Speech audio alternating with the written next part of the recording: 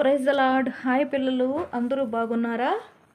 ఈ మంచి సమయంలో మనము లాస్ట్ కథలో ఎవరి గురించి తెలుసుకున్నాం? బామ్మ కయ్యను హేబేల్ గురించి, వారు మొట్టమొదటి ఎలా పోట్లాడుకున్నారు అనే విషయాల గురించి తెలుసుకున్నాం బామ్మ. వెరీ గుడ్ పిల్లలు, మీకు చాలా గుర్తున్నాయి బైబిల్ వాక్యాలన్నీ కూడా. మీరు అలానే గుర్తుపెట్టుకుంటూ వెళ్ళాలి, ఓకేనా పిల్లలు? ఓకే బామ్మ, మీరు నోవాహు కథ గురించి తెలియచేస్తానని చెప్పారు కదా, ఆ కథలు మాకు తెలియచేయండి బామ్మ.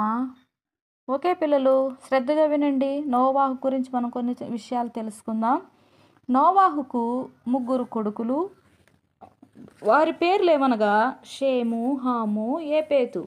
ఆ రోజుల్లో నోవాహు ఒక్కడే మంచివాడు.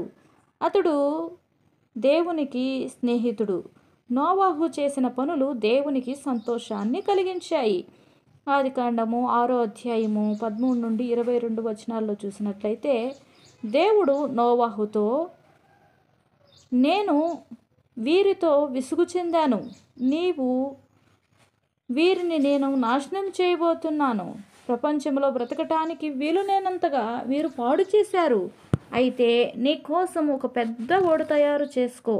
దానిని నిర్మించటానికి మంచి కలప ఉపయోగించు. ఓడ కొలతలతో నేను సూచిస్తాను. ఓడలో గదులు తయారు చెయ్యి. దాని లోపల బయట అంతా తారుపోయి నేను భూమి మీదకి వరద రప్పిస్తాను. అది భూమి మీద ఉన్న ప్రాణులన్నిటినీ నాశనం చేస్తుంది. అయితే నీకొక వాగ్దానం చేస్తున్నాను. ఓడలోనికి నీ భార్యను, కుమారుల్ని, వారి భార్యల్ని తీసుకెళ్ళు. అంతేకాక అన్ని రకాల జంతువుల్లో నుంచి, పక్షుల్లో నుంచి ఆడ మగ ఉండేలా జతలు జతలుగా ఓడలోనికి తీసుకెళ్ళు. అన్ని రకాల ఆహార పదార్థాలను సేకరించు. నీకు, జంతువులకి, పక్షులకి సరిపడేలా వాటిని భద్రం చేయి అన్నాడు.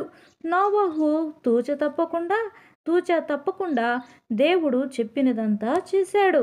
బామా, ఓడలోకి నోవాహు ఎప్పుడు వెళ్ళాడు చూద్దాం నాన్న. ఆదికాండము 7వ అధ్యాయము 1వ వచనం నుండి 12 వచనం నుండి 24 వచనాల్లో చూస్తే, మనము చాలా దేశాలలో ఉన్న ప్రాచీన కథలు మాత్రమే గొప్ప జలప్రలయం గురించి చెప్పేవి. వాటిని గురించి రకరకాల కథలు మనం వింటూ ఉన్నాం. అయితే ఈ జలప్రలయం ద్వారా దేవుడు చెడును ఎలా నిర్మూలించాడో ఈ కథ ద్వారా తెలుసుకుందాం. అంతేకాక ఆయనకు విధేయులైన వారిని ఎలా రక్షించాడో కూడా మనం ఈ కథ ద్వారా తెలుసుకుందాం నాన్న. ఓడ సిద్ధమైనప్పుడు ప్రభువు నోవాహుతో ఇలా అన్నాడు, నీవు నీ కుటుంబాన్నంతా తీసుకొని ఓడలోనికి వెళ్ళు. ఈ ప్రపంచమంతట్లో నీ ఒక్కడివే మంచివాడివి. జంతువుల్లోనూ, పక్షుల్లోనూ, ప్రతి జాతిలోనూ, అర్పించదగిన వాటిలోనూ నేను 7 జతలను ఓడలోనికి తీసుకెళ్ళు. మిగిలిన వాటిలో ఒక్కొక్క జతను మాత్రమే నీతో తీసుకెళ్ళు. ఈ విధంగా జంతువుల్లో, పక్షుల్లో ప్రతి జాతిని సజీవంగా కాపాడొచ్చు. తర్వాత వాటికి పుట్టే పిల్లలతో ప్రపంచం నిండుతుంది. ఇంకా 7 రోజుల్లో నేను వర్షం కురిపిస్తాను. అది 40 రోజులు ఎడతెరపు లేకుండా వాన కురుస్తుంది. దానికి జీవరాశులన్నీ చచ్చిపోతాయి. నోవాహు ప్రభువు చెప్పిందంతా చేశాడు.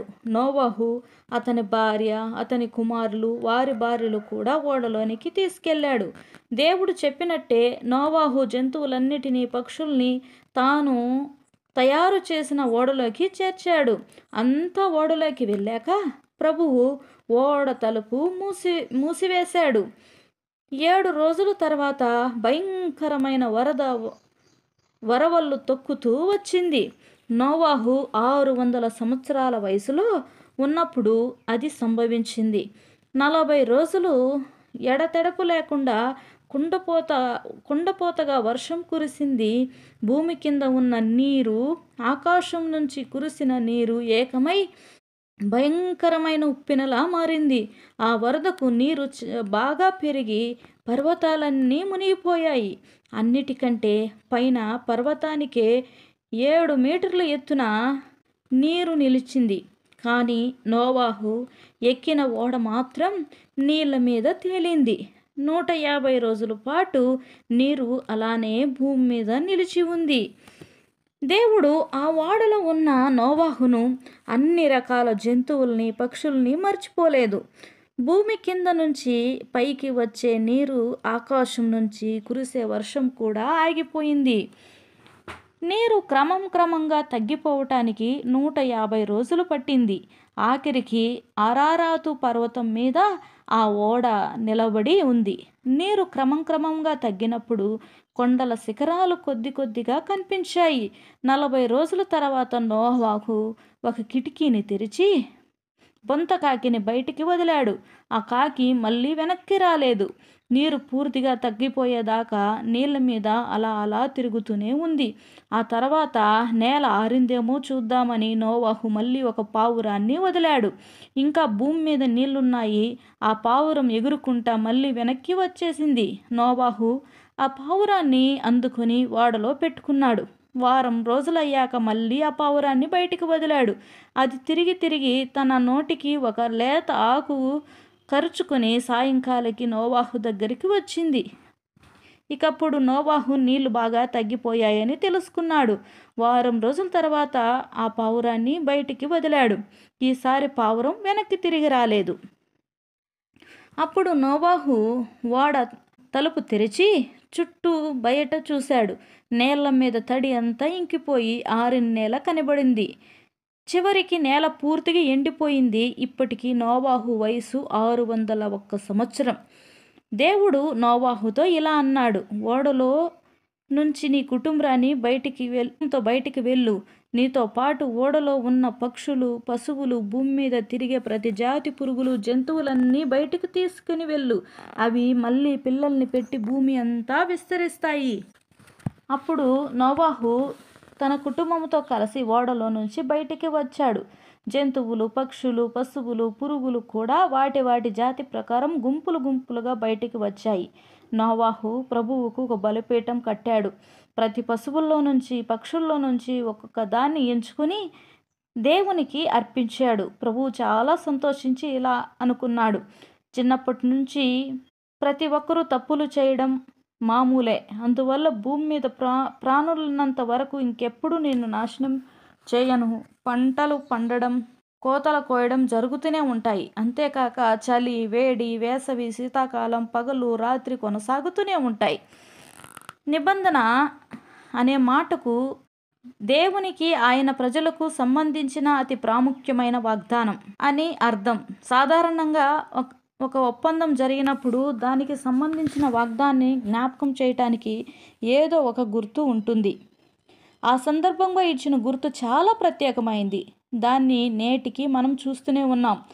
దేవుడు నోవాహుతో, అతని కుమారులతో, నేను నీతో, నీ కుమారులతో ఒక నిబంధన చేస్తున్నాను. మీకు, మీ తర్వాత జీవించే వారికి కూడా ఇది వర్తిస్తుంది. మీతో పాటు ఓడలోనికి వచ్చిన వాటన్నిటికీ కూడా వర్తిస్తుంది. నీటి వరదలతో భూమిని ఇంకా ఎప్పుడు నాశనం చేయనని నేను వాగ్దానం చేస్తున్నాను. వరద ఇంద్రధనస్సుని మీకు, అనగా నిబంధన ధనస్సుని, అన్ని ప్రాణులకు గుర్తుగా ఉంటుంది. ఆకాశంలో వరద గుడి కనిపించినప్పుడల్లా, అనగా నిబంధన అంటే ఇంద్రధనస్సు కనపడించినప్పుడల్లా నిబంధనను జ్ఞాపకం చేసుకుంటాను. భూమి మీద ప్రాణంతో జీవించే వాటిని ఇంకెప్పుడు నేను నాశనం చేయను అని దేవుడు నోవాహుతో వాగ్దానం చేశాడు. పిల్లలు చూసారా? మరి లోకమంతా పాడైపోయిన నోవాహు నీతిమంతుడిగా, మంచివాడుగా ఉన్నాడు కాబట్టి తనను బట్టి తన కుటుంబము, ఈ దినాన పురుగులు, పక్షులు, జీవరాశులు, భూమి మీద ఉండే ప్రతిదీ కూడా ఆ దినాన నోవాహు ద్వారా కాపాడబడ్డాయి. కనుక ఓకే పిల్లలు, మనము ఇంకొచ్చే వీడియోలో అన్ని జాతులకు తండ్రి దేవుడు అబ్రహామును ఎలా ఎన్నుకున్నాడు అనే విషయాల గురించి తెలుసుకుందాం. అప్పటి వరకు దేవుడు మిమ్మల్ని దీవించునుగాక. ఆమేన్. Praise the lord. బాయ్ పిల్లలు.